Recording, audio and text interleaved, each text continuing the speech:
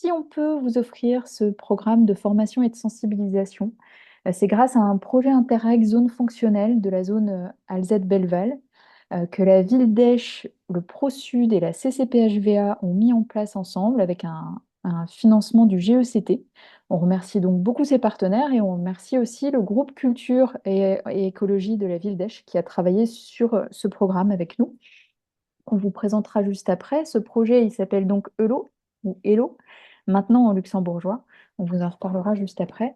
Mais avant qu'on vous en parle, je vais laisser la parole à 4 personnes qui sont spécialistes de différents secteurs culturels, avec des approches différentes, mais aussi des points de vue différents sur la transition. Et que on remercie vraiment chaleureusement d'être là avec nous, parce qu'on est vraiment très très content de les avoir. Elles ont 15 minutes chacun, chacune. Je vous propose de poser les questions que vous aurez dans le chat et on les posera après. On aura une vingtaine de minutes, 20-30 minutes. Et à la toute fin, on vous présentera rapidement le projet ELO et le programme de formation qu'on vous offrira. Et donc, on va d'abord laisser la parole à Iphigénia Taxopoulou, qui nous fait l'honneur d'être ici. La première intervention est donc en anglais. Iphigénia est membre fondatrice et secrétaire générale du réseau de théâtre Mythos 21. Elle est aussi consultante, experte en durabilité environnementale avec un accent sur le secteur culturel et elle est l'autrice de Sustainable Theatre. C'est un livre qui est paru l'année passée et qui est une référence dans le domaine. Et sa présentation va nous offrir un bref aperçu international de la façon dont le secteur culturel et en particulier les arts du spectacle a réagi à la crise climatique et environnementale au cours de ces 30 dernières années, avec quelques exemples d'organisation, de ressources sectorielles, de cadres politiques inspirants.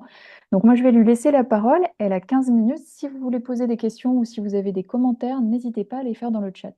Iphigénia, je te laisse la parole. Alors, bonjour à toutes et à tous. Merci de m'avoir invité.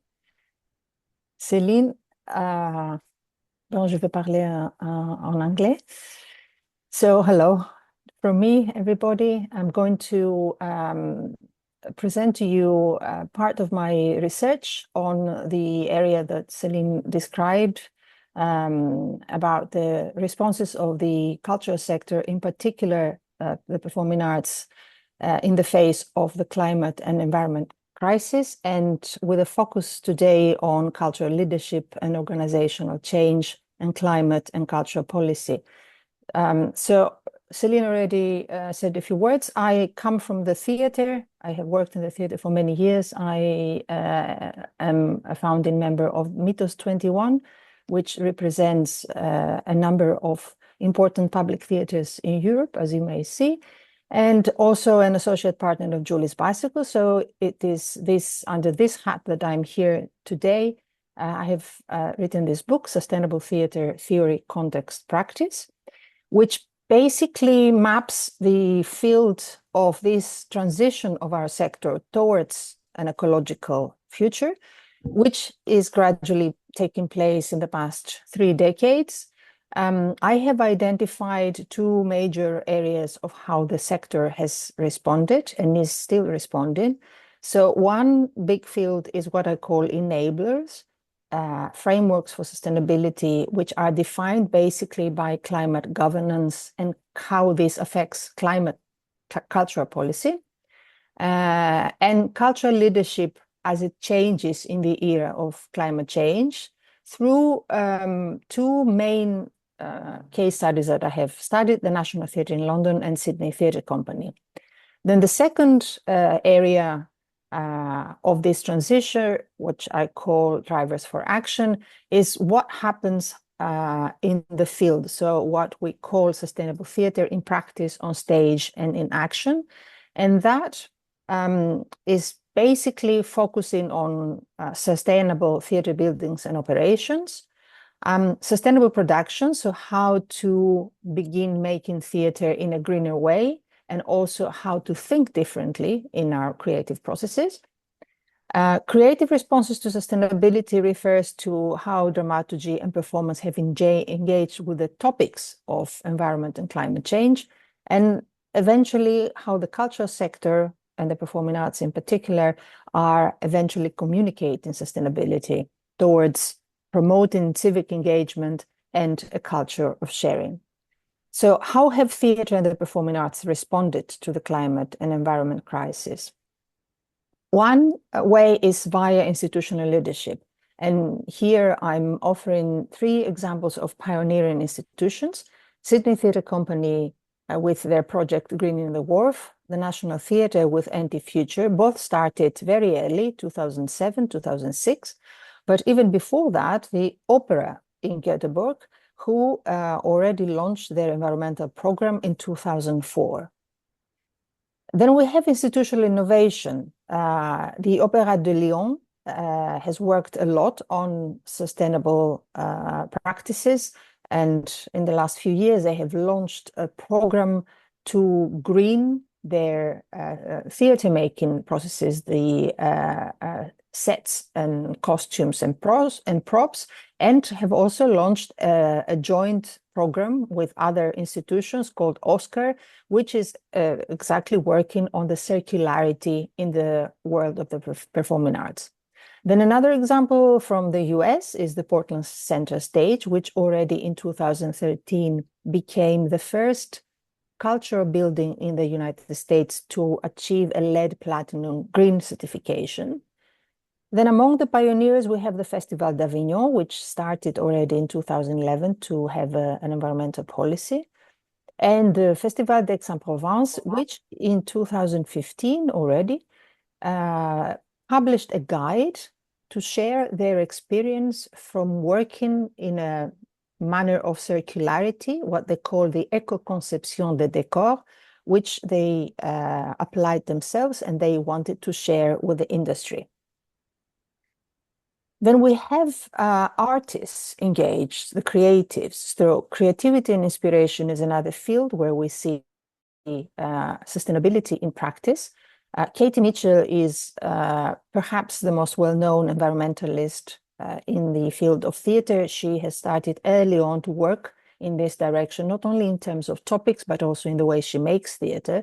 One of her first works was on the production of Langs by Duncan Macmillan, which is a play, if you know it, it's an existential cry in the face of climate change. She staged this in 2013 at the Schaubühne in Berlin, and it was not only the topic of the production, but also the way she created this production, in which the actors are on bicycles throughout the show, along with the technicians of the show, and they actually produce the power needed for the production. So it was a kind of a double symbolic gesture to make her point about climate change.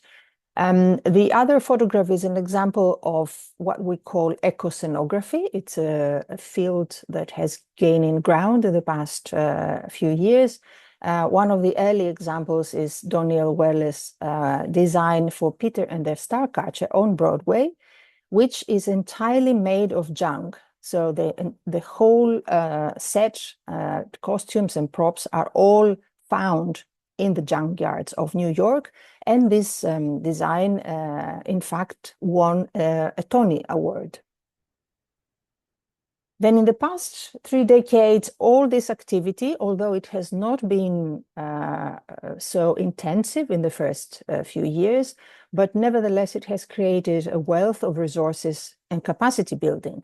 So starting with the very first guide to a more ecologically sound theater, Greening Up Our Houses, which was published in the US in 1993. This is really the very first written document on this transition of our sector.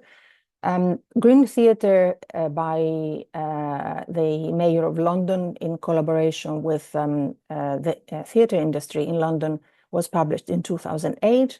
And then over the years, we have a wealth of resources by Julie's Bicycle. They're all available for free on their website, but also many, many guides. We as a network, we also designed a sustainable culture management course in 2016, all the way to one recent initiative, the Theatre Green Book, which you may know already, on sustainable buildings, operations, and productions. Also, in these last 20 years, we have several transitioning organizations that are made from the sector and are addressed to the sector. We call them transitioning organizations. They are there to help our sector transition to an ecological future.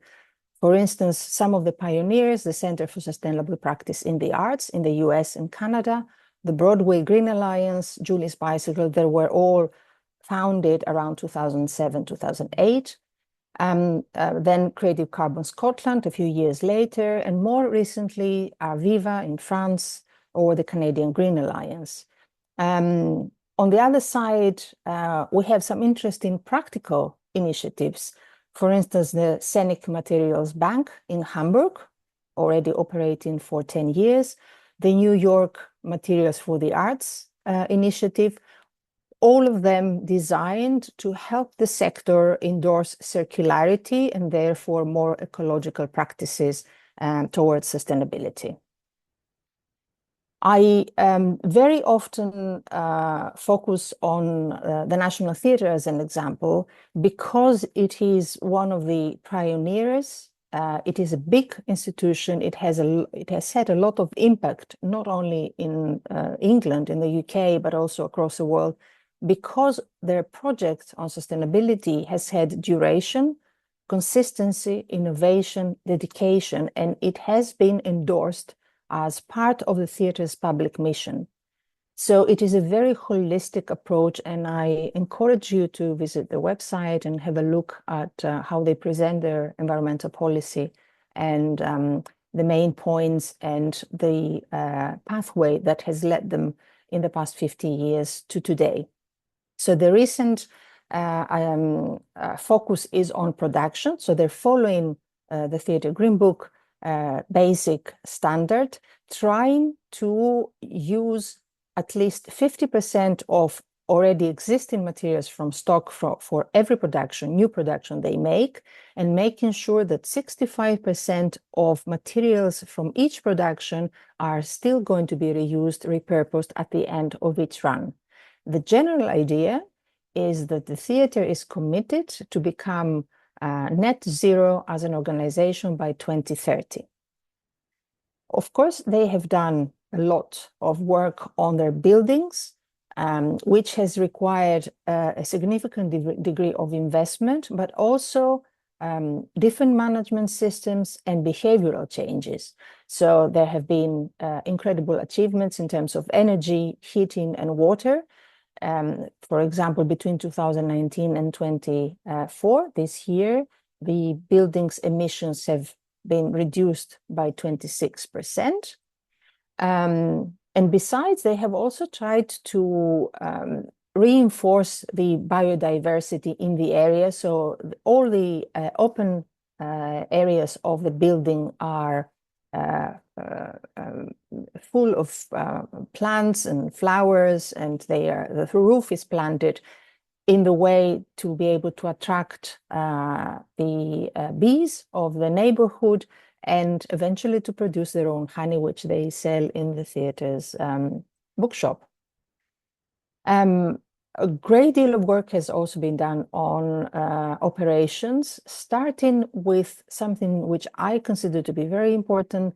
It's offering carbon literacy training to their staff. Already 25% of the staff have received this training, and the project is being rolled out to everybody working in the organization in the next few years. Waste is another area where the National Theatre has now achieved, they are recycling about 20 different waste streams. Currently, they have achieved a rate of about 60% of recycling of all commercial and total waste. And the aim is by 26, 27 for them to be able to recycle 65 of all their waste. Food and drink. Perhaps you know that the National Theatre hosts several bars and restaurants in their building. So this is an area that they focus a lot upon. For example, they have banned all the goods that need to travel from far away, especially air travel, and focus on seasonal and local products, but also work with a specialized organization so that there is no food waste. All the surplus food is being redistributed through this organization. And finally, the recent achievement is the National Theatre Green Store. So this is a huge warehouse where they managed to put together everything that they have been collecting over the years. And this is an amazing resource, as you may guess, for all the creatives working for the theatre who are now in a position very easily to find sets, pieces of sets, materials, costumes, props that can be reused in the new productions, and minimizing the need to buy new stuff and to create and to construct new scenic materials to the absolute minimum. What I called an enabling condition in the beginning is something that explains to some degree the success and the duration of the National Theatre project. Of course, it's not only the National Theatre in the UK. There are many different cultural institutions, museums, performing arts organizations that can boast such a great environmental policy. A very decisive factor was that already in 2012, Arts Council England introduced the very first internationally environmental culture policy.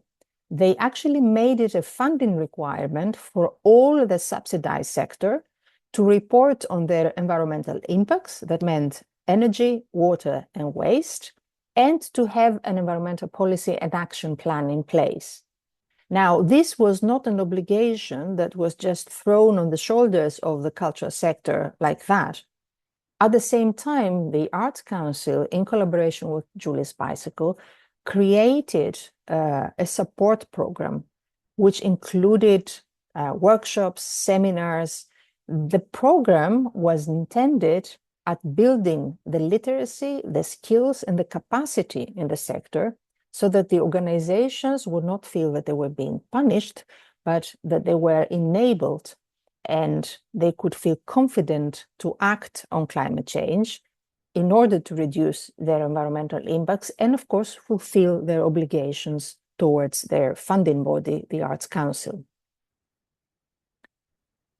It's interesting to see the program's achievements after almost 12 years. So across the portfolio of the subsidized sector, we can see now about 50% decrease in carbon emissions since the program began. Energy use has been reduced by more than 25%. There is financial resilience, of course, because they estimate that there have been savings of about £16.5 million.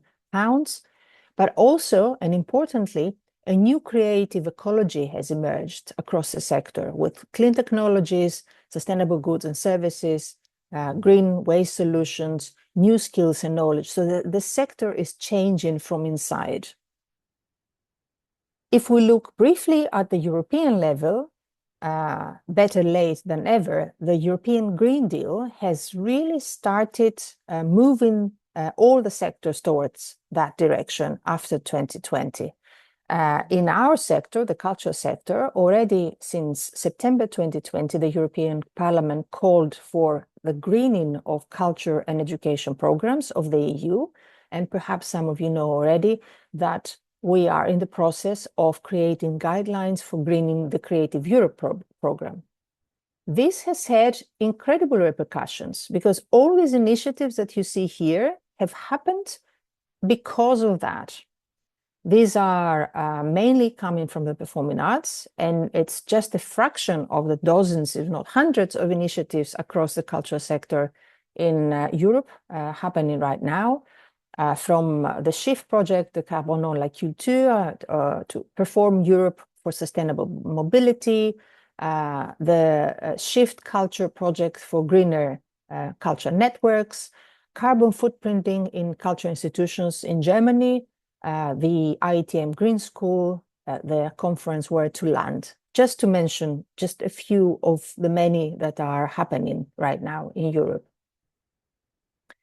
And just to round up, I would like to close with one very good example of how a very robust general policy framework, such as the Green Deal, can really influence and help the transition of the culture sector.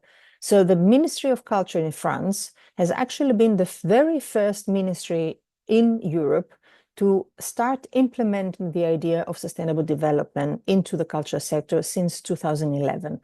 However, the latest iteration of the ecological policy is, to my view, quite exemplary.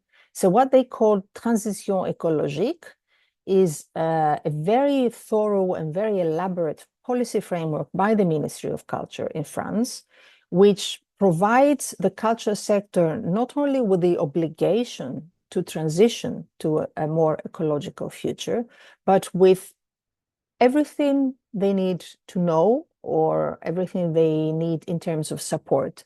So the program offers a guide d'orientation et d'inspiration, but it also, which in a sense takes the sector on this pathway towards sustainability. It includes the axes, les leviers d'action, 5 axes pour piloter la transition écologique dans l'ensemble des secteurs de la culture. It focuses on the sobriété énergétique, of course, because this is the main source of impacts. And very importantly, it offers a centre des ressources pour la transition écologique de la culture, which means that the cadre d'action, which is the contract between the Ministry of Culture and the culture sector towards the ecological transition, comes with a very robust framework of support, which includes financing, labels and standards, outils de mesure, the tools and guides, but also opportunities for training and capacity building. And as an example, I wanted to show you under financing the range of different sources of financing that are offered to the sector to help them in the transition. So, final word, where are we now? We have the general climate policy, the EU Green Deal, the climate law, the national climate policies. We have a lot of mobilization from the sector through networks, professional associations. We have examples of cultural policies to follow: England, Scotland, France, the guidelines of Green and Creative Europe. And we have a lot of cultural leadership, which has now offered us resources, best practice examples, case studies, and knowledge sharing. So I would like to end on an optimistic note that I think we do have what it takes. We have the foundations for mainstreaming the transition. Thank you very much. Merci Iphigénia pour cette vue d'ensemble sur les 30 dernières années. Merci beaucoup. Je vais rapidement passer la parole à Aude Porceda, qui est biologiste, muséologue et sociologue. Elle a œuvré 9 ans au Musée de la Civilisation de Québec et depuis 2017, elle est professeure en gestion des organisations culturelles à l'Université du Québec à Trois-Rivières et elle s'intéresse à la gestion du changement, en particulier les enjeux de la transition socio-écologique et de l'accessibilité universelle. Et elle va nous parler de la manière de faire atterrir, pour reprendre, je suppose, les mots du sociologue Bruno Latour, faire atterrir la transition socio-écologique dans les musées. Comment et pourquoi? Merci. Tu as 10-15 minutes? Super. D'abord, merci pour l'invitation, la présentation d'Iphigénia. Vous allez voir, je vais dire des choses qui vont recouper ce qu'elle dit. Moi, je vais plus présenter ce qui se passe dans les musées, mais j'ai la même conclusion qu'elle sur les 20 dernières années, 25 dernières années. On est passé, dans mon muséal, à 4-5 musées, dont celui, le premier, à ma connaissance, qui a mis un plan stratégique en place. C'était le musée du Quai Branly à Paris, mais après, il y a eu des changements d'équipe et il a perdu le leadership. Et on observe ça au cours des années, c'est qu'il peut y avoir des institutions qui vont être des leaders, puis au bout d'un moment, ça passe à d'autres, et ça s'effondre et ça se reconstruit. Mais ce que je constate depuis la pandémie, c'est qu'il y a une effervescence jamais observé par le passé et un vrai mouvement international sur ces questions-là. Ce que je pense qui est important de vous repréciser, j'ai repris un texte d'Ebda qui montre bien que l'idée de la transition socio-écologique, donc on parle de développement durable, vous allez voir, je vais vous présenter rapidement quelque chose, c'est vraiment l'idée de sortir, d'être pas juste un endroit pour faire de la diffusion et de la sensibilisation. Maintenant, les musées, les organisations culturelles ont le devoir, la responsabilité de s'engager de manière significative dans leur fonctionnement et pas juste dans le discours qu'ils véhiculent. Je veux juste vous montrer, parce qu'en France, en tout cas en Occident francophone, en tout cas, on utilise maintenant le concept de transition écologique. Il faut savoir que le développement durable change à peu près aux 10 ans de nom à l'international pour redonner un dynamisme et des orientations. Mais au début, on parlait d'éco-développement. Et nous, dans les musées, on parlait à cette même époque d'éco-musées qui fonctionnent et qui sont un peu enfin, qui représentent un peu les premiers pas dans la transition ou dans le développement durable muséal. Et vous voyez qu'il y a des évolutions dans la mise en œuvre du développement durable qui est d'abord basée sur l'agenda 21 de la culture et après des objectifs du millénaire. Et depuis 2015, on parle des objectifs de développement durable qui est un peu le cadre d'action pour aller vers la transition qui inclut des enjeux économiques, sociaux et environnementaux plutôt que ça soit traité séparément. Ils ont décidé qu'il fallait mettre tout ça ensemble et aujourd'hui, ça se décline concrètement dans les organisations culturelles. Donc depuis 2022, on est basé sur la vision de Rob Hopkins, qui est les villes en transition et qui est basée sur les principes de la permaculture, donc avec le basilic qui protège la tomate, la vigne qui protège tout le monde, etc., de l'eau, du soleil, des insectes. Donc cette idée qu'on utilise les ressources, on mobilise les ressources des autres quand on a des faiblesses pour pouvoir se protéger et avancer. Vous voyez que cette évolution du développement durable, elle est visible dans les musées concrètement. On est parti des écomusées qui existent toujours avec une approche très communautaire. Après, il y a eu les musées de l'environnement. Et depuis la pandémie, on a les musées d'art qui ne s'étaient pas vraiment mobilisés sur ces questions-là. Ça vient vraiment du mouvement des écomusées, de l'environnement et des musées de société. Et dans le monde de l'art, c'était les artistes surtout qui se mobilisaient mais pas l'institution en tant que telle. Donc là, il y a une accélération parce qu'il y a beaucoup plus de musées d'art dans le monde, mais il y a une masse critique qui fait qu'on voit une accélération dans la mise en œuvre. Et au fur et à mesure, des approches différentes, parties d'abord d'une communauté, puis de l'engagement du gouvernement, puis la mobilisation des citoyens. Et maintenant, on parle même des terrestres, ça veut dire, en prenant les mots de Bruno Latour, des vivants et des non-vivants. Donc on va s'intéresser tant aux objets, aux insectes, etc. dans les musées, et puis même au territoire. Et l'idée aussi de décoloniser la vision coloniale, en fait, occidentale des sciences, de l'art, de l'histoire de l'art, etc. Et puis dire qu'il existe plusieurs histoires, plusieurs cultures. Donc ça, le McGee, qui est en Angleterre aussi, a travaillé sur je pense que c'est un des premiers vraiment qui a sorti les choses sur les objectifs du développement durable. Et vous voyez que pour les musées, c'est vraiment l'idée de protéger notre patrimoine, d'encourager la participation culturelle, de réduire notre consommation énergétique. Ça rejoint ce que nous a montré Iphigénia. L'encouragement à entrer en relation avec d'autres secteurs, réfléchir à nos actions à l'échelle locale, nationale et mondiale, et bien sûr traiter des questions de la pauvreté, des inégalités. Ça, c'est le plan d'action. C'est le premier que j'ai vu. C'est au Centre Pompidou qui a repris les 17 objectifs du développement durable et qui se les a appliqués, qui a créé ses propres objectifs de développement durable pour penser son plan d'action en termes de développement durable. Donc ça va aller jusqu'à, comme je dis, programmation sur culturelle, mais ça va être aussi de travailler sur les marchés publics. Ça va être aussi de revoir comment on peut favoriser la mobilité des employés, mais aussi des publics et des éco-gestes, et puis aussi travailler sur le bâtiment de manière générale ou la conception des expositions. Donc c'est toujours à peu près autour de ces actions qu'on voit les choses se faire. J'ai repris un autre musée qui est plus petit, le musée McCord à Montréal, qui est un musée destiné aux Premières Nations.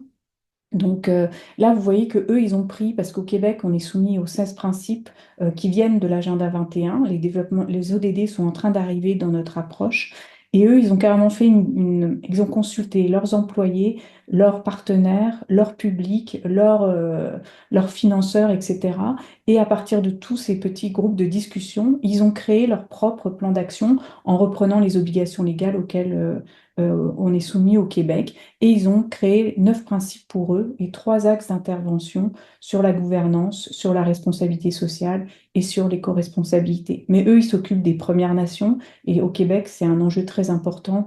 Et puis d'autres musées, eux, ont plus des enjeux liés à la diversité culturelle, aussi la protection de la langue française et de la culture québécoise au Québec, parce qu'on est les seuls endroits où on parle français en Amérique. Donc il y a des enjeux d'identité qui sont très forts. J'aime bien utiliser, c'est Isabella Pop en Italie qui a je crois que c'est une des premières personnes qui a vraiment modélisé la mise en œuvre du développement durable dans le milieu muséal. Et ce petit modèle, l'air de rien, il vous permet justement d'y réfléchir et de le mettre en action ensuite. Donc vous voyez que ça va toucher autant la conservation, notre identité, pour la vitalité artistique, pour tout ce qui est culturel, au niveau économique, tout ce qui est fondation, tourisme culturel, tout ce qui est économie locale. Et au niveau environnemental, bien sûr, tout ce qui est recyclage, les technologies vertes, tout ce qui est éco-événements. Et puis au niveau social, le bien-être, notre rôle sur le territoire, notre responsabilité sociale, etc. Donc un petit schéma qui résume assez bien si on ne sait pas trop comment avancer sur le développement durable. Ce qu'on constate, c'est que les débuts du mouvement, comme je disais, c'est les écomusées, les musées de sciences, puis les musées de société et d'histoire, et récemment les musées d'art. Je ne parle pas des artistes. Il y a eu un intérêt d'abord pour les expositions et les bâtiments dans les premières années, aux années 2000, même un peu 90, sur l'environnement. Et ensuite, la médiation et la conservation. Et aujourd'hui, on parle carrément de gouvernance responsable. L'engagement, il était beaucoup dans l'éducation des visiteurs. Aujourd'hui, il est dans l'action directe. Ça veut dire que les musées sont responsables, imputables et doivent jouer le rôle de l'inclusion. Par contre, il y a des différences significatives dans la mise en œuvre. Les gros musées sont en train de s'engager, mais les petits musées, ça fait longtemps, parce qu'ils n'ont pas de ressources, qui font des choses que les grands musées sont en train de faire. Donc il y a des différences de mise en œuvre, de niveau et de type d'institutions pour lesquelles c'est plus facile de s'engager que d'autres.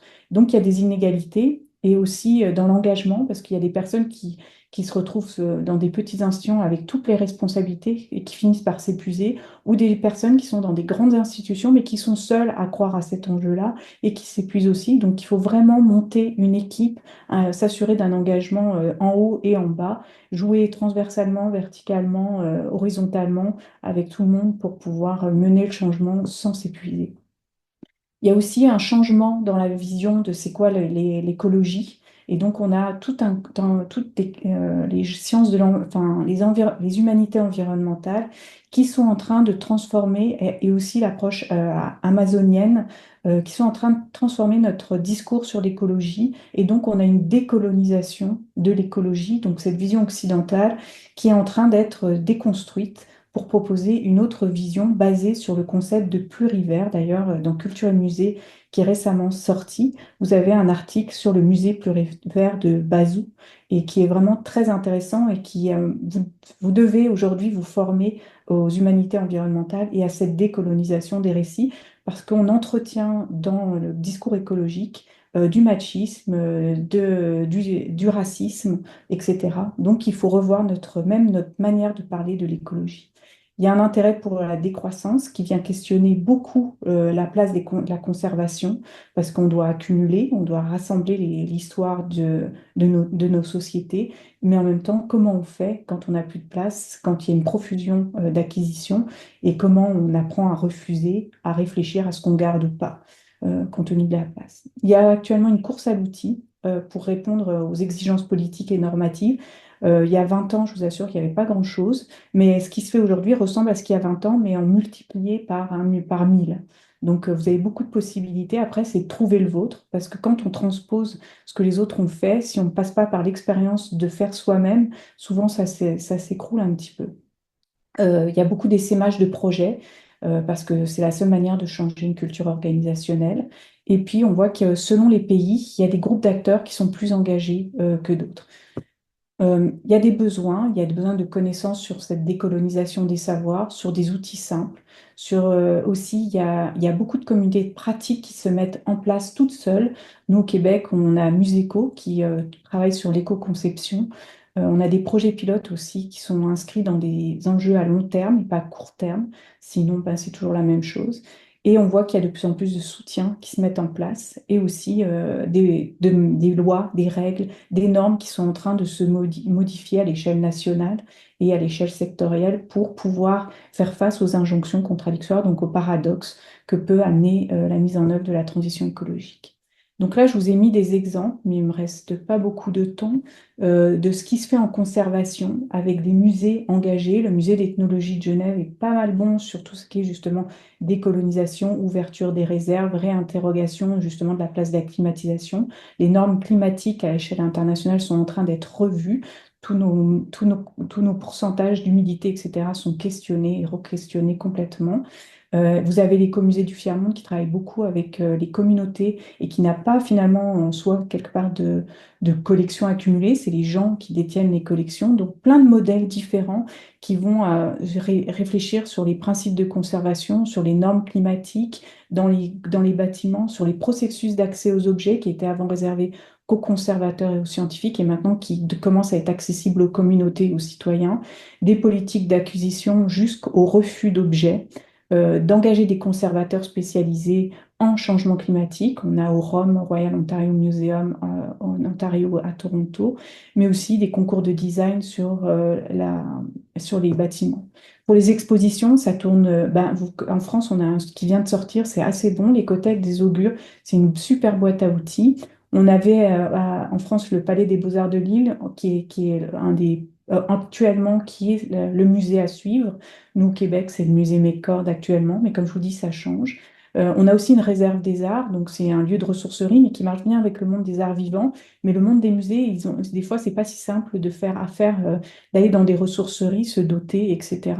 Et on a Paris Musée qui fait actuellement un calculateur carbone et bien sûr les Creative Green Tools dont a parlé Fégilena. Donc beaucoup pour les expositions au niveau du discours, mais on dépasse ce discours vers l'éco-conception et aussi une véritable participation citoyenne pour co-créer, définir les thématiques, intervenir, etc. Et puis bien sûr des bilans carbone. Au niveau de la gouvernance, donc il y a plusieurs, ça va jouer, comme je vous dis, sur la gestion durable des organismes culturels. Donc on a des modèles économiques, des modèles d'affaires qui sont en train de s'inventer avec des circuits courts. On a aussi des principes de mécénat qui sont en train de se transformer pour justement faire attention avec qui nous finance, etc. Et même les mécènes demandent aux institutions muséales d'avoir un plan d'action ou une politique de développement durable pour pouvoir les financer. Donc il y a des pressions qui viennent de partout. Et il y a tout un mouvement actuellement du slow museum, parce que même s'il faut continuer à faire de la culture, il ne faudra jamais décroître la culture, comme le dit Serge Latouche, il faut quand même faire attention aux humains qui travaillent dans nos organisations et qui produisent parfois 6 à 10 expositions par année pour les plus grands musées et qui entraînent en soi un épuisement des personnes. Et tout ce qui est communication, marketing éco-responsable aussi, en particulier au Musée des Beaux-Arts de Lyon, qui fait beaucoup d'efforts sur ces questions-là. Donc, actuellement, il y a une tendance, c'est l'idée d'habiter le musée des terrestres, en fait, et c'est avec ce concept de notion d'habilité. Mais ce que je veux vous dire ici, c'est que actuellement, il y a c'est un lieu très conservateur, le monde muséal, et il y a une remise en cause des traditions, de la vision éternelle et immobile des musées, des récits, pour sortir justement d'une vision étroite, en fait, ou dépassée pour certains, ou avec des valeurs différentes de voir que le musée, c'est des habitants, c'est pas juste des experts qui sont à l'intérieur, ça va être des citoyens, ça va être aussi des éléments plus naturels. Et d'être dans le monde, c'est faire l'espace et de faire en sorte qu'il y ait une rencontre de multiples trajectoires et que le musée devient cet espace de rencontre de multiples trajectoires pour inviter à réfléchir et pour justement favoriser la rencontre avec plusieurs expertises qui viennent d'un peu partout. Quand on parle de développement durable, il y a une véritable gestion du changement qu'il faut mettre en place.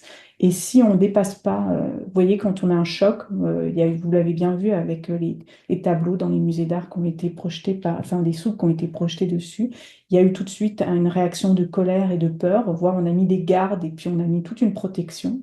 Et une fois compris la peur, est sorti de la dépression. Et donc, pour sortir de la dépression dans le changement, il faut se remettre en question. Tant qu'il n'y a pas de remise en question, on ne peut pas passer par l'acceptation et la remobilisation pour reconnaître l'engagement et agir. Donc, sachez qu'à partir du moment où vous mettez en place une démarche de développement durable, vous allez faire face à toutes ces émotions. Des raisons de résister à la transition, c'est qu'on a des biais cognitifs, on croit que les risques sont plus graves pour les autres que pour soi. Et nous, au Canada, on le voit, Vancouver sont plus soumis au changement climatique qu'au Québec, donc ils sont plus actifs sur certaines choses. En fonction de chaque province est différent. Le déni, pour faire face à des informations menaçantes, on préfère nier la réalité. On a souvent aussi une distance temporelle ou psychologique qui rend difficile la perception du changement immédiat et tangible. Mais je vous assure qu'avant, je pouvais compter les musées sur ma main, une main, et aujourd'hui, c'est impossible de compter le nombre de musées engagés dans la transition. Donc en 20 ans, il y a eu une explosion des actions.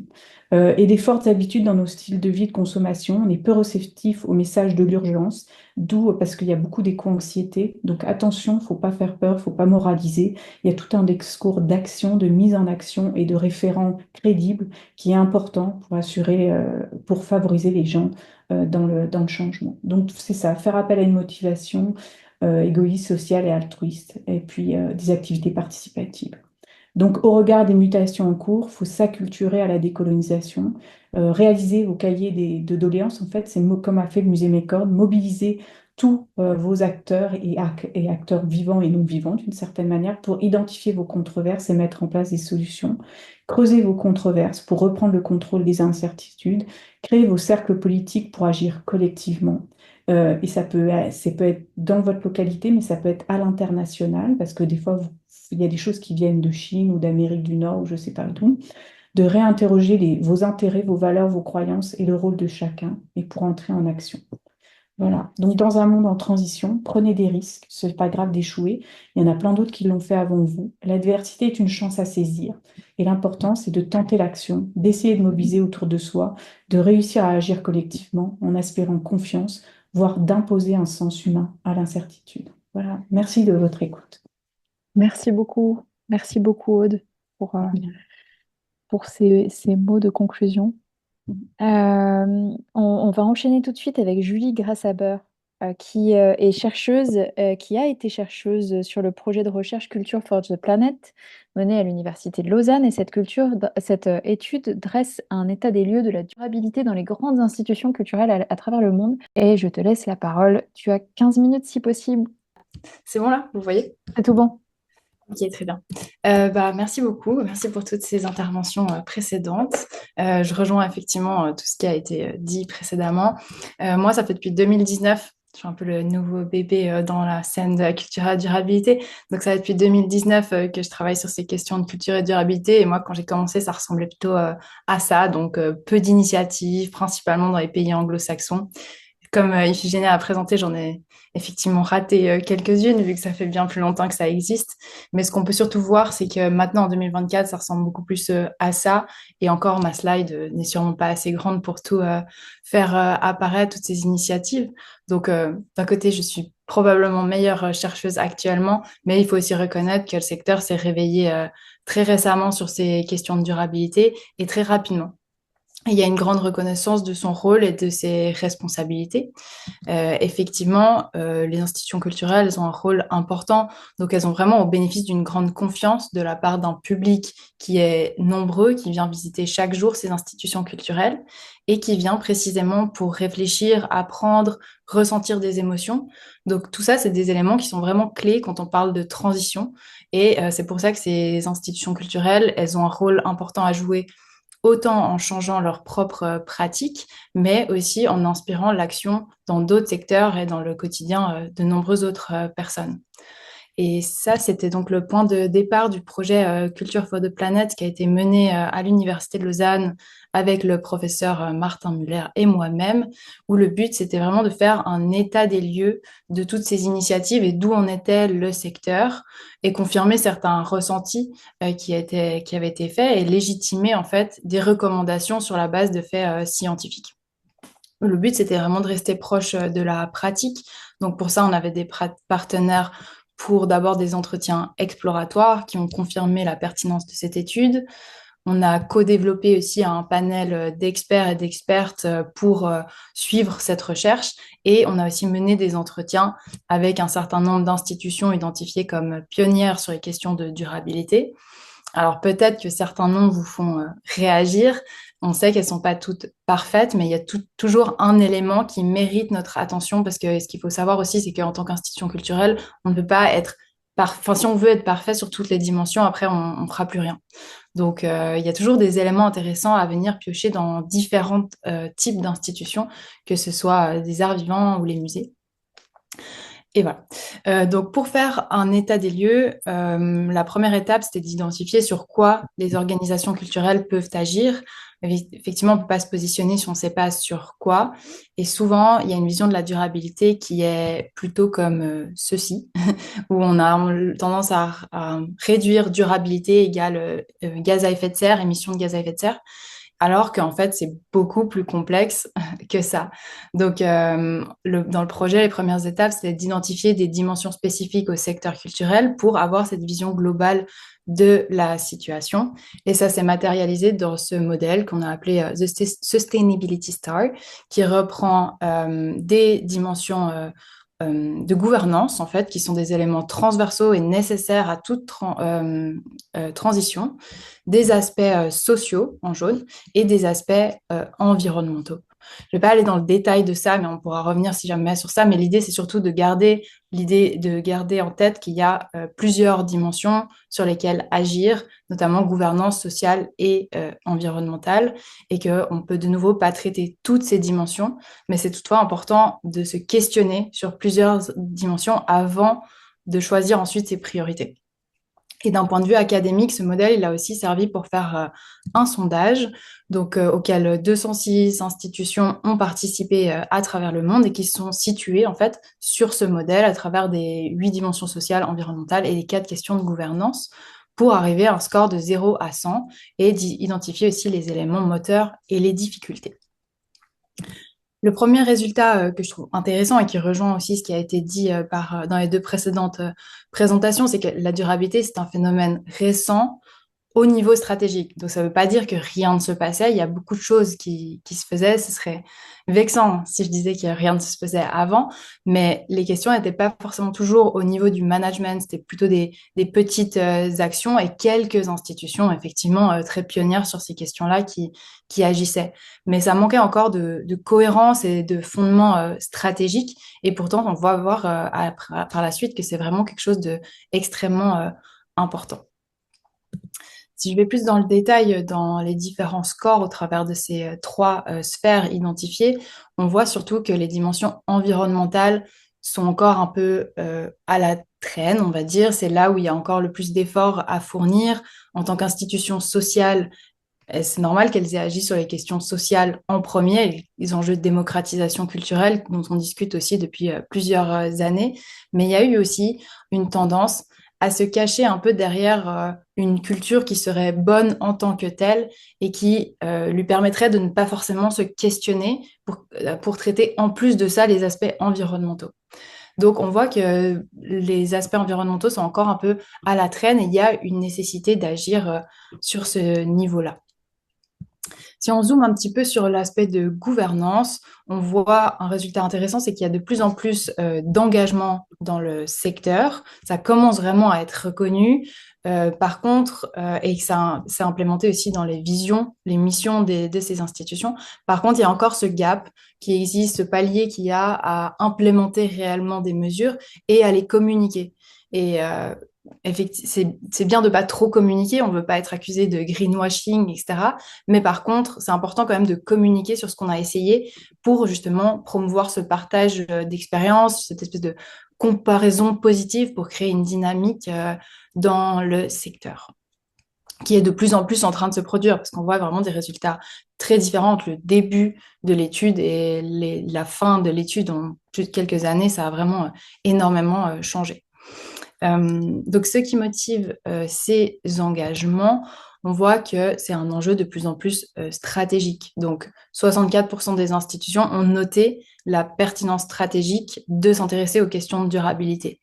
Ça peut être du coup, il y a cette reconnaissance de la nécessité d'être proactif sur les questions de durabilité, d'anticiper les changements à venir, qu'ils soient au niveau des régulations, des coûts, mais surtout d'anticiper plutôt que de venir s'ajuster à la va-vite quand il y aura des choses qui vont réellement nous tomber dessus.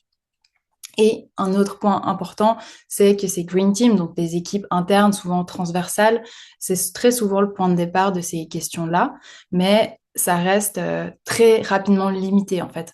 On se limite souvent à la thématique des déchets parce que c'est là où il y a des actions efficaces, simples et rapides à mettre en place sans avoir besoin de trop de ressources. Mais c'est difficile d'aller plus loin sans un support qui vient aussi de la part de la direction. Et effectivement, quand on regarde les difficultés, on voit un trio gagnant de de coûts, manque de temps et manque de connaissances qui vont se renforcer entre elles, parce qu'on n'a pas de temps, on va externaliser, mais ça va coûter cher. Donc, ça va tous se renforcer et on voit que ce manque de connaissances, pour faire face à ça, on voit la nécessité, comme ça a été mentionné avant, de s'entourer, par exemple, de travailler avec des universités aussi, de se former et après de pouvoir aussi autonomiser les équipes. Et il y a de plus en plus de choses qui se mettent en place et c'est aussi des barrières qui sont amenées à évoluer avec le temps, avec justement des nouvelles demandes de la part des gouvernements, des nouvelles attentes de la part du public, etc. On voit que certaines institutions, malgré ces difficultés, s'en sortent mieux que d'autres. Là, ce que vous voyez pour chaque point, c'est une institution qui a participé à notre sondage. Et ce que vous voyez dans le coin en haut à droite, c'est les 14 institutions leaders qu'on a appelées Sustainability Champions et qui s'en sortent très bien, on va dire, sur les aspects environnementaux, tout comme sociaux. Et un des points communs qu'ont ces institutions culturelles-là, c'est qu'elles ont toutes un haut score de gouvernance. Donc, c'est toutes des institutions qui se sont questionnées profondément sur leurs propres pratiques et qui ne se sont pas contentées de venir ajouter des petites actions les unes après les autres, mais vraiment qui questionnent de façon cohérente et globale leur approche de la durabilité.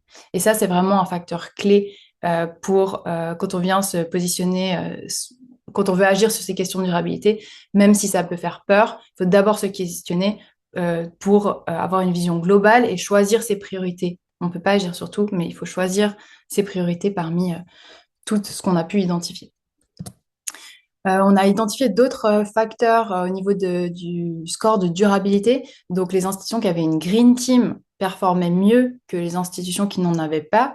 À nouveau, c'est important parce que, comme le montrait dans l'interview avec le Victoria and Albert à Londres, on a vu que ces équipes, elles ont pu chacune apporter leur petite pierre à l'édifice et du coup se sentir inclus dans le plan. Et après, ça facilite grandement l'adoption et la mise en place de toutes les mesures.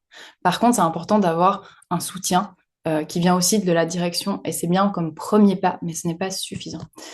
Les institutions qui sont dans des pays ou des régions avec des attentes de la part des gouvernements performent aussi mieux, comme Iphigénia a présenté le cas en Angleterre.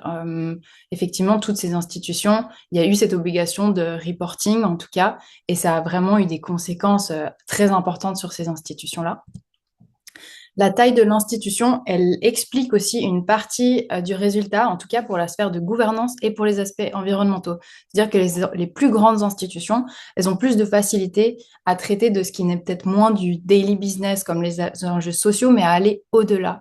Et c'est souvent perçu la gouvernance comme quelque chose qui fait peur, mais ça peut aussi passer par des plus petites actions. Et du coup, je pense que même les petites institutions peuvent se questionner sur ces manières de procéder pour que ça soit vraiment ancré quelque part ces questions de durabilité. Et finalement, on voit que les institutions qui étaient en Grande-Bretagne et en Angleterre ont des meilleurs scores de durabilité. Et là, on rejoint aussi avec cet écosystème très fertile, aussi Julie's Bicycle qui a fortement contribué. Mais on voit que le contexte joue un rôle important. À noter toutefois que la richesse d'un pays, le statut des droits politiques ou le type de financement d'organisation n'était pas un facteur qui permettait d'expliquer les résultats. Donc c'est plutôt une bonne nouvelle, parce que ça veut dire que des facteurs très structurels qu'on ne peut pas modifier ne sont pas des obstacles à l'obtention de scores peut-être plus élevés en matière de durabilité. Donc, quelques recommandations. Déjà, au niveau de l'institution, j'inviterai toutes les institutions à faire un état des lieux, définir les priorités, comme on le disait. On ne peut pas agir sur tout, mais d'abord, on explore tout avant de recadrer.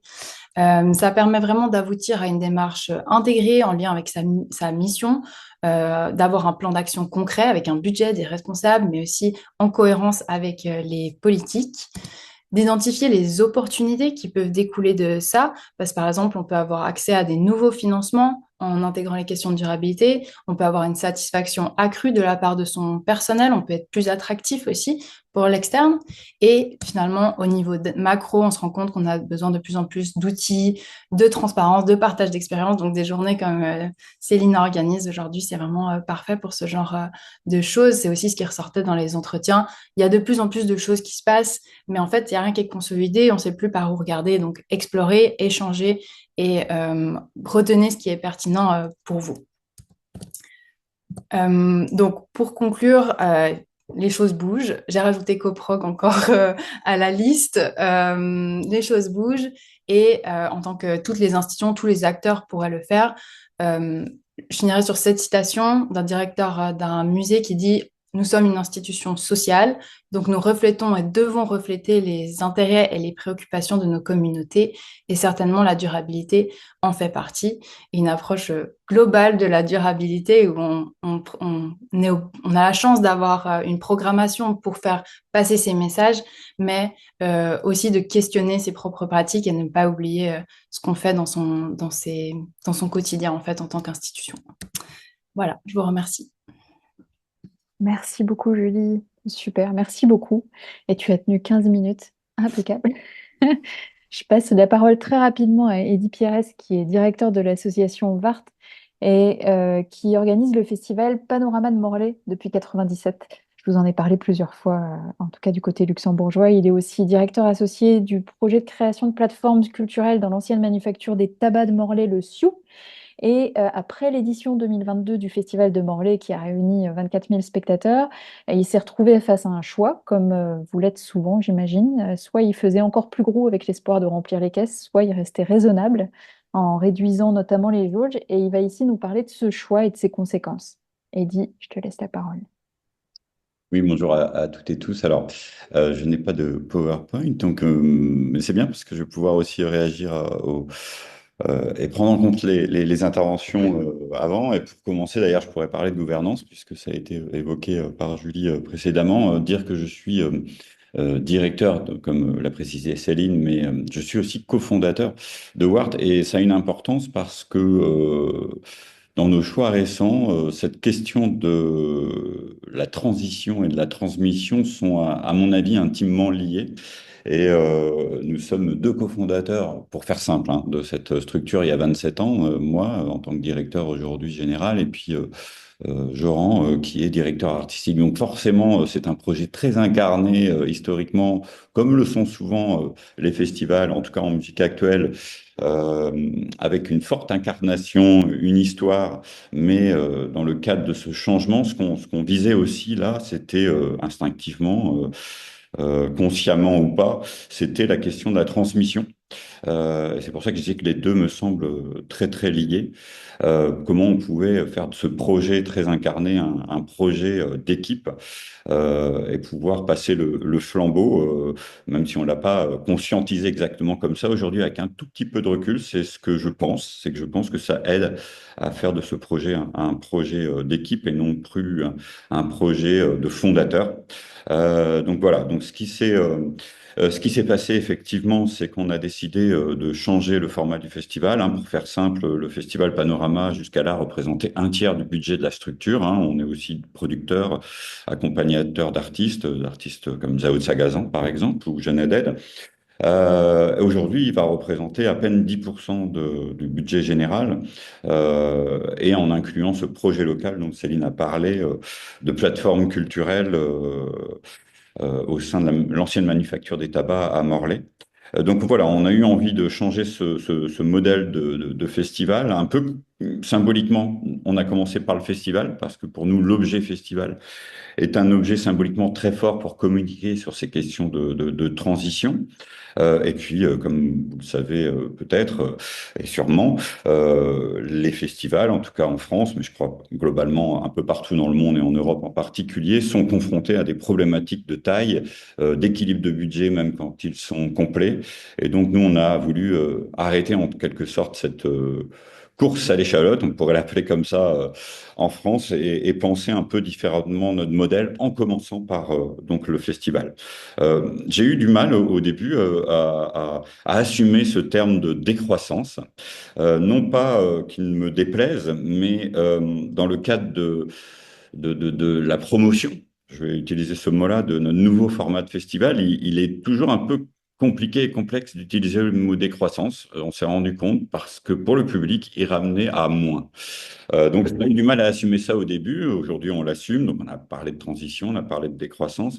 Mais c'est vrai que cette question de comment on continue à faire d'un festival un événement attractif à travers ce mot décroissance, ça a été une question un peu centrale qui nous a occupés et continue de nous occuper. Dans l'histoire du festival, pour nous, c'était le bon moment après la 25e édition, après tous les questionnements qu'on a eus aussi pendant les périodes Covid, hein, sur ce format, sur l'arrêt de l'activité, sur la reprise. On a voulu, juste après le Covid, organiser une édition dans le format préexistant pour solder un petit peu ces 25 années autour de ce format, comme le disait Céline, 24, 25 000, on a été jusqu'à 32 000 spectateurs, et puis on s'est fixé comme objectif d'organiser un nouvel événement où on diviserait quasiment le public par 3, et de fait le budget par 2 ou 3 aussi. C'était un objectif ambitieux, dont on n'avait pas vu peut-être parfois tous les écueils, et le temps aussi qu'il nous faudrait. Ceci dit, cette question du temps, on l'avait pris en compte, puisqu'on a pris 1 an et demi, et on a donc décalé le festival qui traditionnellement avait lieu au mois d'avril, au mois de septembre, pour se donner un peu plus de temps pour construire ce nouveau modèle.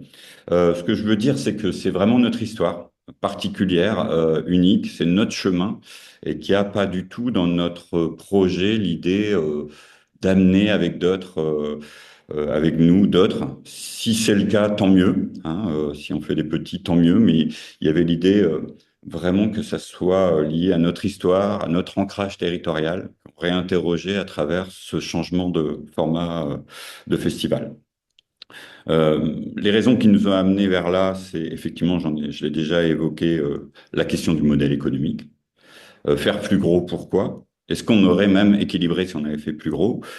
Faire plus petit en prenant moins de risques et en se faisant plaisir aussi un petit peu plus. Il y avait cette question de plaisir, de convivialité qui était au centre de notre préoccupation. Et là, je rejoins la question de l'équipe. C'est-à-dire que ça a été une discussion d'équipe pour savoir comment, en équipe, on prenait et on continue à prendre du plaisir à penser ce festival, tout en ayant une activité qui se développe très fortement ailleurs. Comment cet objet festival, pour nous, était une manière d'interroger notre avenir. Voilà, c'était typiquement ça qui était au centre de nos discussions.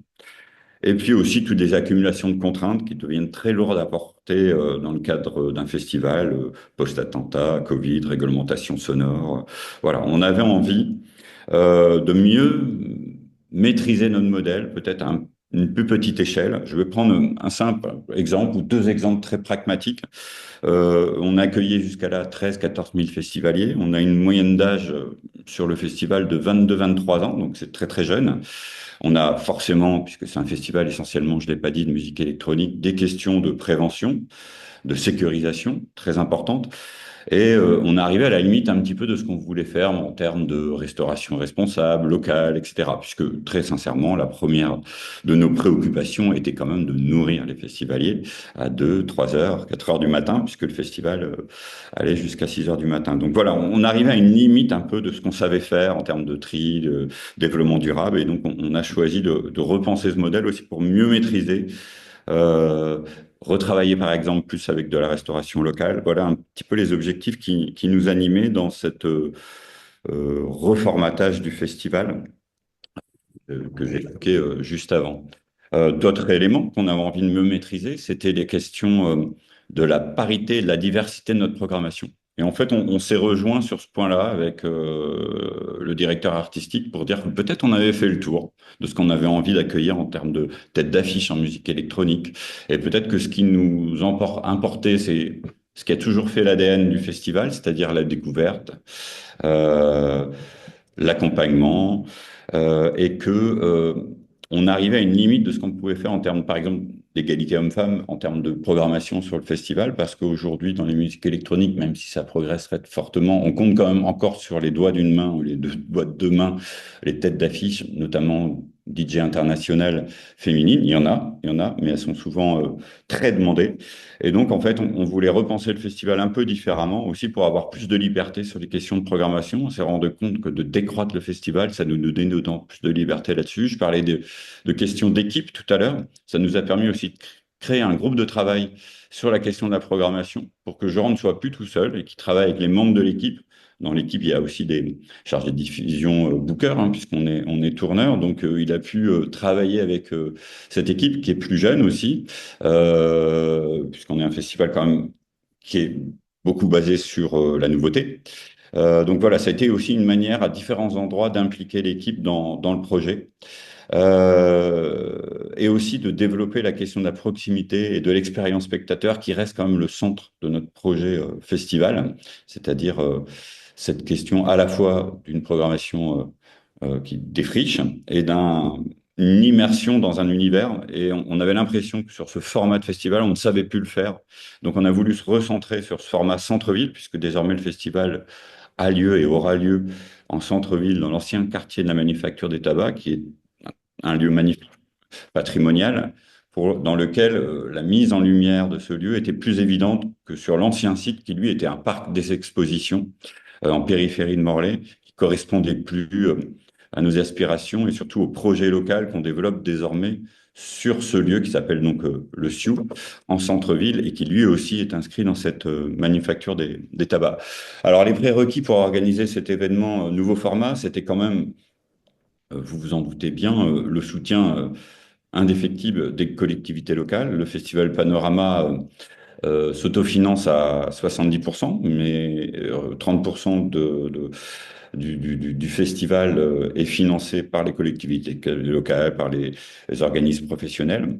Il était bien évident que si les collectivités locales ne nous suivaient pas au minima au même niveau de subvention, donc c'est-à-dire sans baisse de subvention, parce que le format réduisait, c'était pas possible d'envisager ça, puisque forcément notre autofinancement mathématiquement deviendrait moins important du fait de nos recettes moindres. Donc ça là-dessus, la région Bretagne, le département du Finistère, Morlaix Communauté, la ville de Morlaix, la DRAC et l'État, même si on n'est pas financé directement DRAC-État, ont été tout de suite très sensibles à ce nouveau format comme une manière d'expérimenter.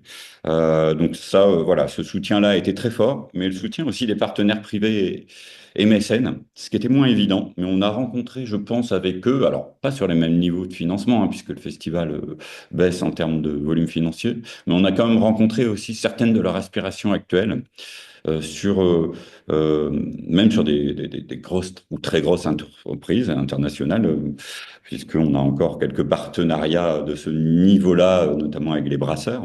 On rencontrait aussi, je crois, à ce endroit-là, leurs préoccupations actuelles.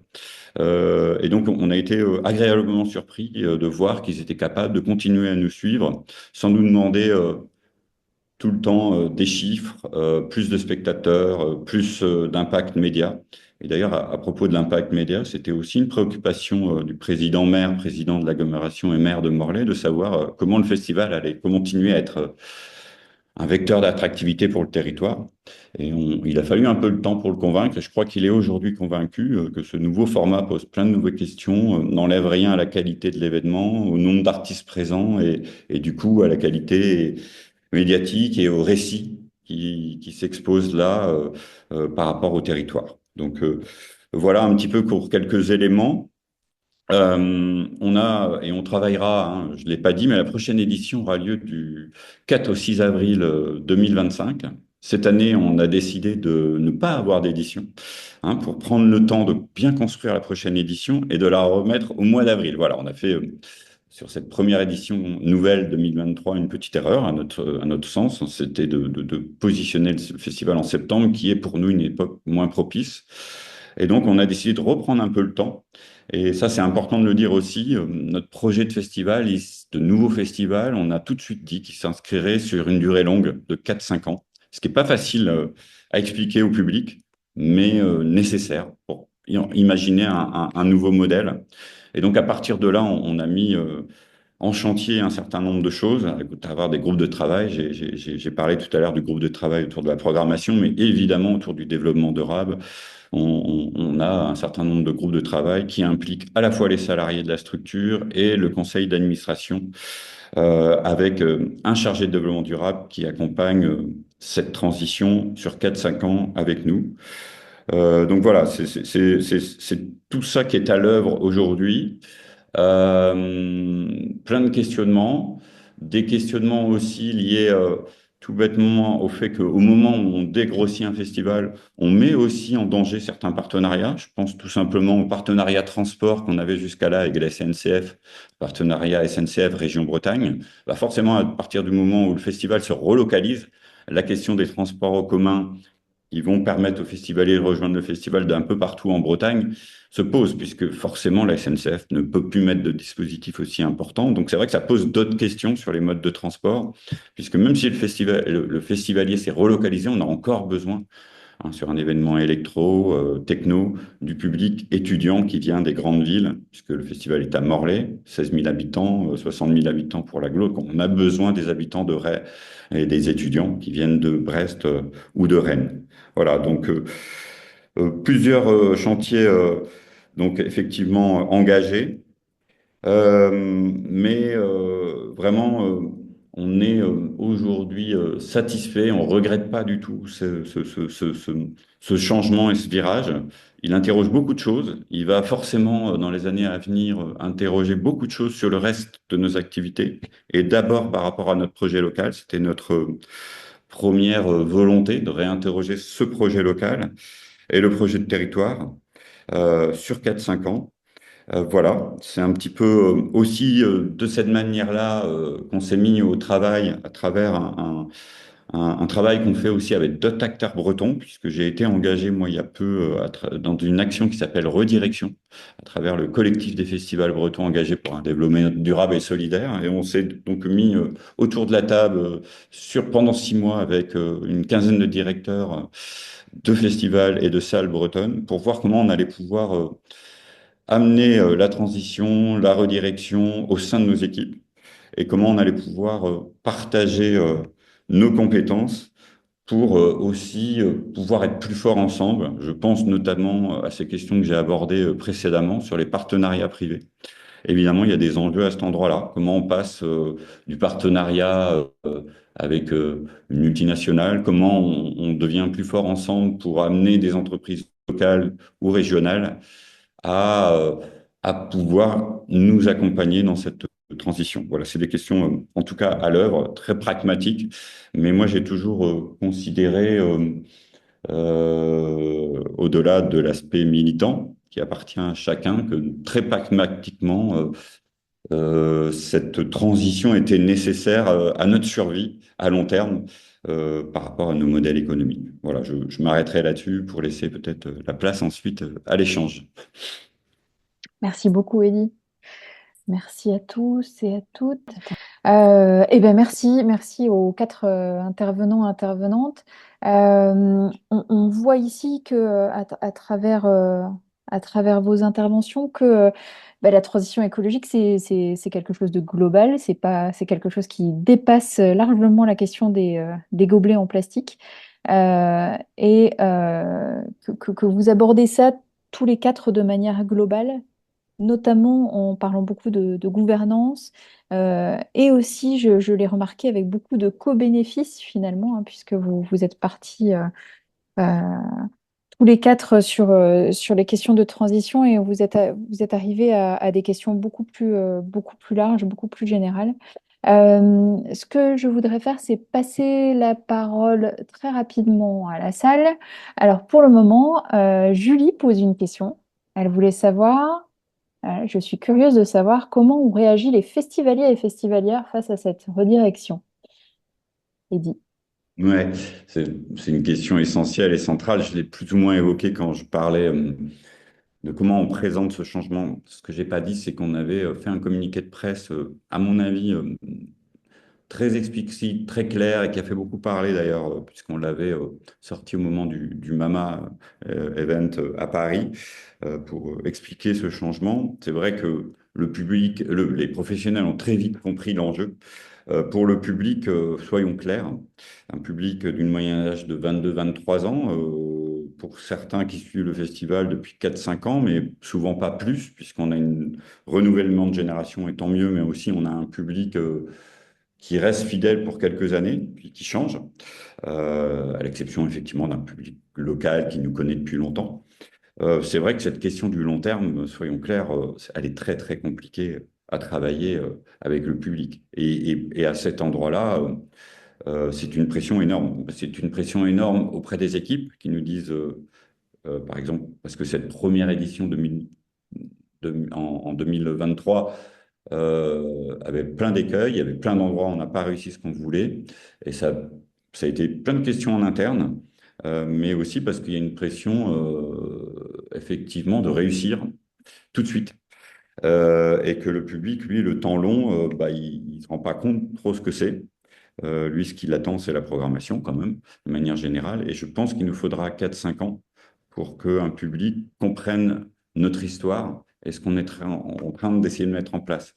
Donc effectivement, c'est pas une question simple. On a quand même un public globalement qui attend quand même des têtes d'affiche. Et c'est vrai qu'à partir du moment où on annonce qu'on aura moins de têtes d'affiche ou qu'on va construire de l'expérimentation, on sait qu'on travaille sur un certain public fidèle et un petit peu moins sur le public plus volatile, duquel on a quand même besoin, même si on a une dimension de jauge. Donc oui, ça a été très contrasté. Ça a été très difficile avant le festival, je ne vais pas vous le cacher, mais peut-être parce que notre projet n'était pas encore très lisible. Et ça a été très valorisant après le festival, où tous les gens qui sont venus, qui ont vu ce qu'on avait fait, parce qu'on a fait une étude des publics, et forcément sur cette première année, on a eu des très très très bons retours des gens présents, des moins bons, de ceux qui avaient décidé de bouder l'événement. Et on sait que ce public-là, il va être à convaincre. Merci, Eddy. On a aussi une autre question pour vous, c'est est-ce que la réorientation vers la décroissance est possible pour différentes tailles de festivals et quels ont été les leviers pour convaincre les politiques et les commanditaires? Moi, je poserais même la question aux quatre intervenants et intervenantes. Est-ce que cette réorientation vers la décroissance est possible pour tout le secteur culturel? Peut-être, Eddy, vous pouvez commencer pour votre festival.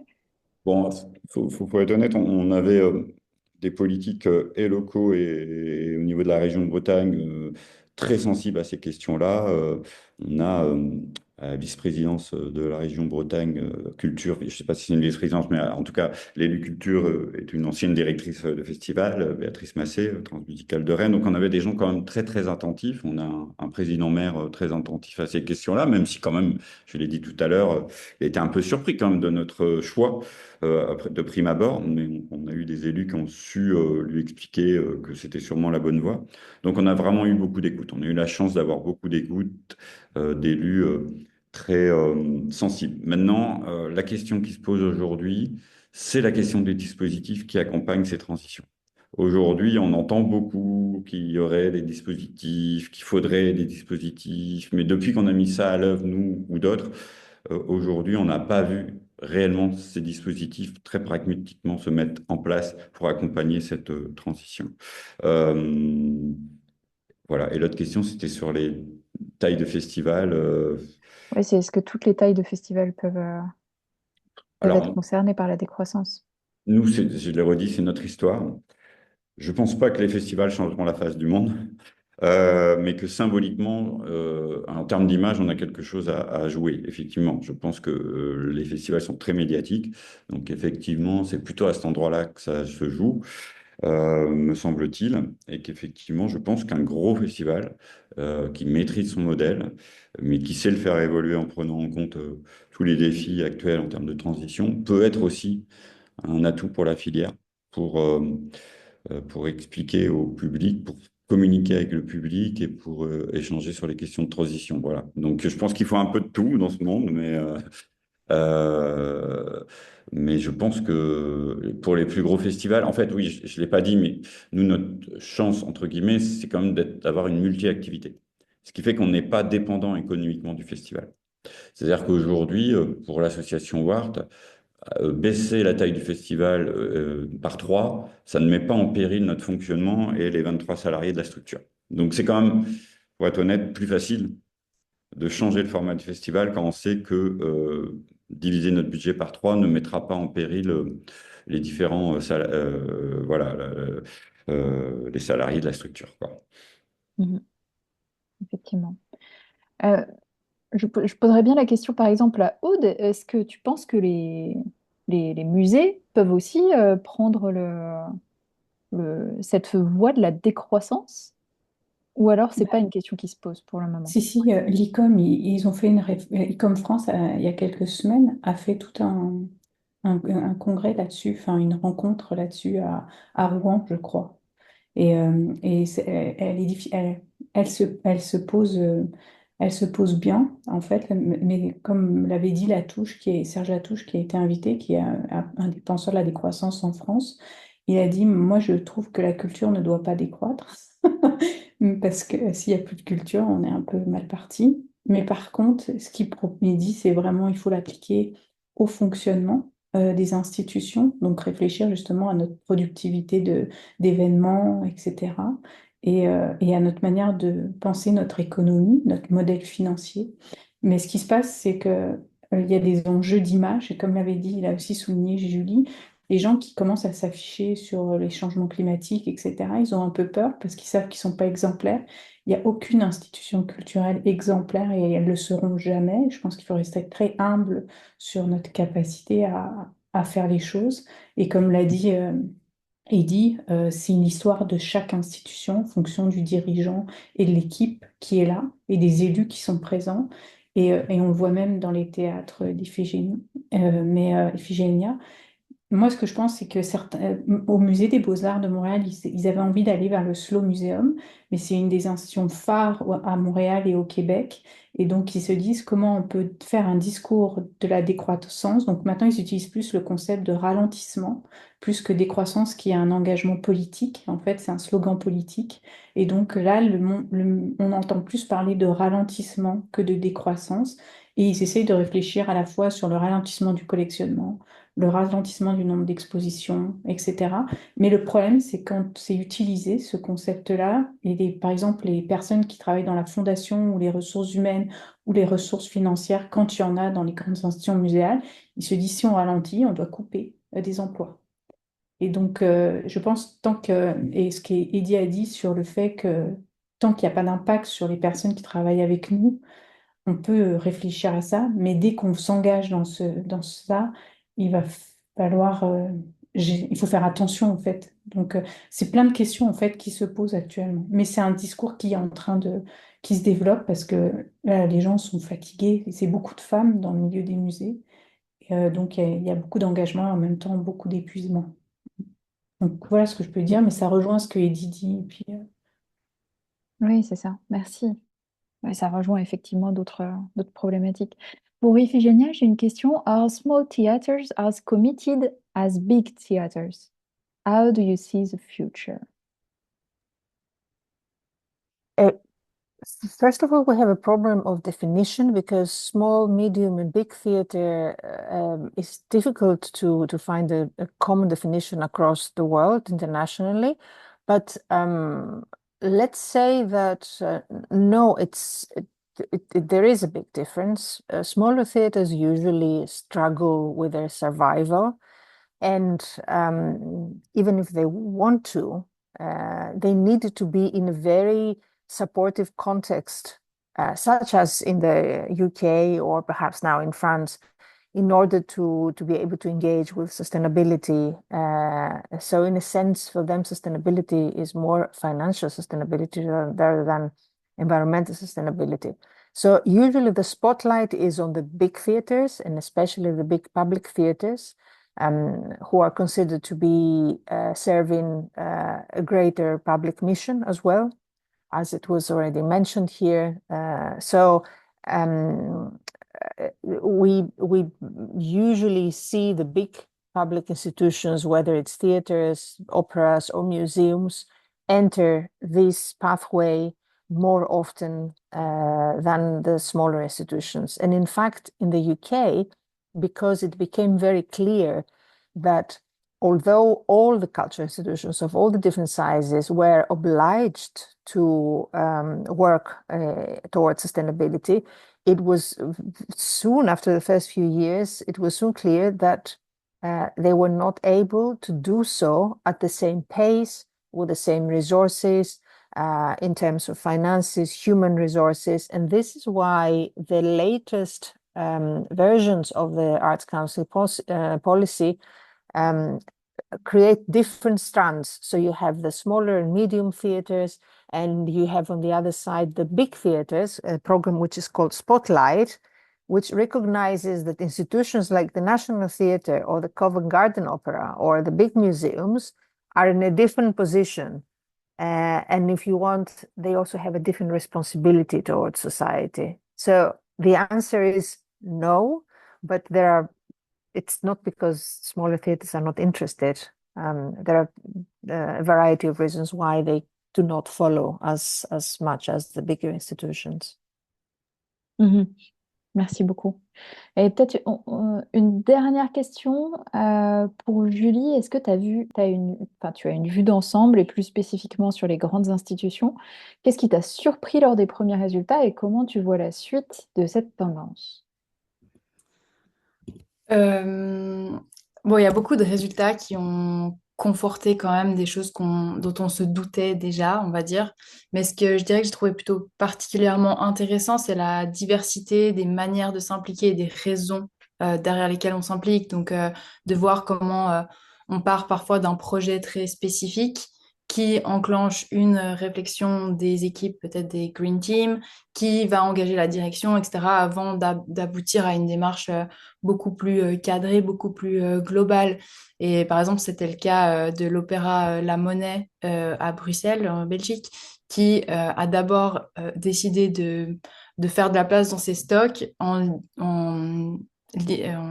jetant certains des décors, une démarche qui a été pointée du doigt par les publics, qui sont ensuite posé la question de comment ils pourraient revaloriser ça, qui ne trouvaient pas de filière, et au final, maintenant, ils sont impliqués dans un collectif avec d'autres, le collectif 17h25, je crois, avec d'autres opéras pour standardiser des simèses, pour justement réduire les déchets et réduire les déplacements aussi associés, vu que c'est des opéras qui font beaucoup de tournées, de projets ensemble.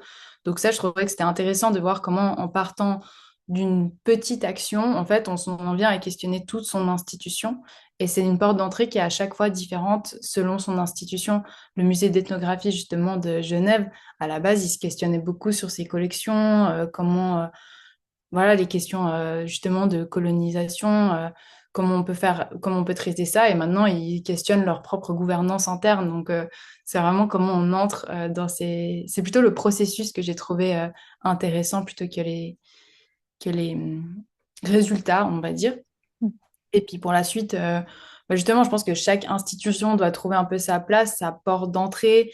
La décroissance, ça peut aussi vouloir dire énormément de choses. On peut parler, dans le cas de Eddy, de la décroissance des publics, mais après, on peut parler justement de ses collections ou on peut agir au niveau de peut-être juste une exposition pour commencer et pas être effrayé parce que c'est vrai que sinon, ça peut vite faire peur. Et en même temps, il faut commencer par quelque chose. Donc, ouais, choisir trouver sa place, son public. Et je pense pas qu'il y a une manière de faire le musée ou l'institution culturelle durable.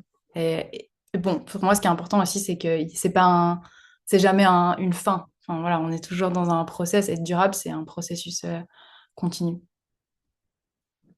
C'est une très belle phrase pour conclure, je trouve. L'heure avance et puis on est déjà arrivé à 15h30, donc je vais arrêter les questions arbitrairement. Si vous avez des questions à soumettre, vous pouvez me les envoyer et puis je les renverrai sur les intervenants, intervenantes. Je voulais juste, j'aurai pas le temps de vous présenter tout ce que je voulais vous présenter sur le projet ELO, mais je voulais juste vous présenter la question des formations qu'on va mettre en place, puisque là, c'était la session plénière de lancement de ces formations. Donc, je voudrais juste vous parler de ce qui sera mis en place juste après. Il y a donc le mois prochain, le 18 décembre, une formation qui est presque pleine, mais je crois qu'il y a encore une ou deux places parce qu'il y a eu un ou deux désistements, qui s'appelle Diriger une structure culturelle en transition et qui va nous expliquer pendant 7 heures. On va rester ensemble pendant 7 heures et on va essayer d'explorer tous les risques qu'il y a à ne pas s'engager dans une transition aussi, tous les risques que pose le dérèglement climatique aux institutions et puis ce que les directeurs et directrices peuvent faire, quels sont leurs leviers d'action à eux spécifiquement. Ensuite, en janvier, il y aura une formation sur la mobilité culturelle, c'est-à-dire comment on transporte les publics, les personnels et aussi les artistes. C'est souvent une des grosses causes des émissions de gaz à effet de serre dans les institutions, donc c'est un sujet important et pas que technique, comme vous le verrez. Après, on prévoit une formation sur la communication responsable, sur le numérique responsable, sur les chartes et les normes, sur la santé mentale du secteur culturel, sur l'accueil des publics, parce que la question de l'inclusion est aussi une question de transition écologique et sociale. Une formation sur la nourriture, là où on va pouvoir goûter des choses. Une formation sur la gestion énergétique des bâtiments, une sur la communication accessible, une en atelier sur l'éco-conception des costumes, des décors, des scénographies, et une sur la circularité et la gestion des déchets. Ça, c'est ce qui est prévu pour l'année à venir. Il va y avoir une formation à peu près par mois. On va vous prévenir au fur et à mesure. Et voilà, tout sera gratuit et vous pourrez vous inscrire quand vous le souhaitez. Enfin, vous devrez vous inscrire euh, quand quand on vous enverra le lien. On aura un site internet qui devrait être en ligne le mois prochain, donc vous serez au courant de tout ça. N'hésitez pas à nous recontacter si vous avez des questions, etc. Si votre institution a envie de se lancer dans une réflexion avec nous sur la transition écologique et sociale, dites-le nous. Il y a ces formations, mais il y a aussi des rendez-vous plus informels qu'on va faire pour qu'on puisse mutualiser un petit peu dans le secteur. Et voilà, et bah, je tenais d'abord à vous remercier tous et toutes d'avoir été présents. Merci à nos 4 intervenants, intervenantes.